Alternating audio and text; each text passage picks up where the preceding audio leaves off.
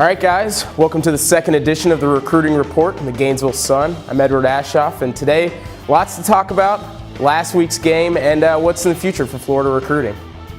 Florida didn't have its best performance of the year, and it was probably the worst one for recruits to go to, but, the mood from everybody that I've talked to is pretty good.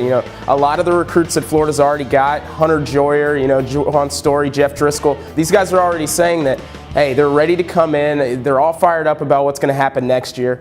Outcomes of games right now aren't mattering that much. One reason a lot of kids that Florida's going after weren't diehard Gator fans.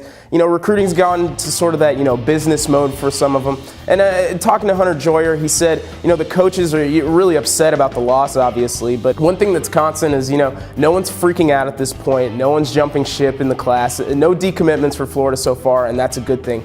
One thing that a lot of guys were talking about is Jeff Driscoll. Is he going to decommit? The offense is doing so poorly, and obviously against South Carolina it was awful. But he said this week that he's very solid with his commitment to Florida.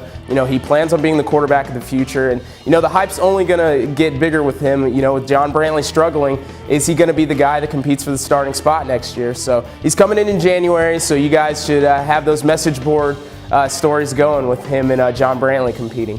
One guy that came in that was getting a lot of hype, #1 recruit in the country, in my eyes, George Farmer, receiver out of California. He had a great time on his official. I saw him in the stands. He had a Gator shirt on, but I still think he's pretty much a tease for Gator fans and the coaches.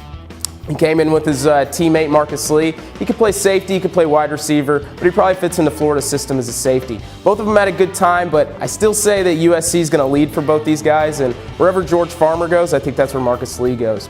Another big name, Sammy Watkins, was in, wide receiver. Never really had a lot of interest in Florida. This game definitely didn't help. The way they use their receivers wasn't going to help him in kind of swaying toward the orange and blue there. But it was good to get him in for the Florida coaches. He definitely talked to his half-brother, Jalen Watkins, but I still see Clemson, Michigan, and Miami being in play for him.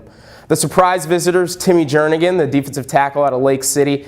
Not a lot of people thought he was going to come to this game. No one thought he was going to visit anywhere. If he was going to go somewhere, a lot of people thought, hey, maybe Florida State, maybe he'll jump on a plane. But no, he decided to go down to Gainesville and check out the game. Came in a little later than a lot of people thought. And the big news for him, well, we'll get to that a little later. All right, now it's time for our player spotlight. And this week, kind of wanted to change it up a little bit, going with two guys, Aaron Lynch from Cape Coral Island Coast and Jordan Presswood out of Plant City. Both of them officially visited Florida this weekend, and both were down to Florida and Florida State. Presswood, he's an offensive tackle, could play tight end, but probably is going to play offensive tackle in college. He looked pretty bored at the end of the game. I saw him, and he was talking to one of his hosts, and that was about it. Didn't really look focused on the game at all. Obviously, it's a little different when the game's out of hand, but I talked to some people who said that he wasn't really enjoying himself that much the whole time. After the game, though, he got to talk to coaches. He obviously stayed another day, and, he said he had a good time. He liked his visit, but Monday, things just went sour for Florida. He committed to Florida State. He called the coaches right after practice, and with the commitment of Jordan Presswood, that pretty much cemented Aaron Lynch's commitment. The guys have been really good friends this year. He was down to Florida State as well. Both of them are actually committed to Notre Dame and talked about playing at the same school even after they decommitted, so Aaron Lynch decided Tuesday to pull the trigger for Florida State as well. And the big thing about these guys is those are two positions in need that Florida lost after such a bad game. And, I talked about it not being that big of a deal that they lost, but these two guys were probably headed to Florida State regardless of the outcome. Maybe a win and maybe a more positive locker room and maybe a more positive visit overall would have helped both these guys with Florida, but it looks like these guys were going to be Seminoles from day one. And, I bring these guys up again because Florida State's done such a great job with recruiting this year. And, Jimbo Fisher, he said one of his goals was to compete with Urban Meyer as a top recruiter in the state. And as Miami keeps falling down behind these guys, I think Florida and Florida State are going to start competing for a lot more of the top guys that Florida State wasn't going after or really getting the last couple of years. In conclusion, where do the Gators really go from here? It's going to be kind of a lull period. They're not going to Atlanta.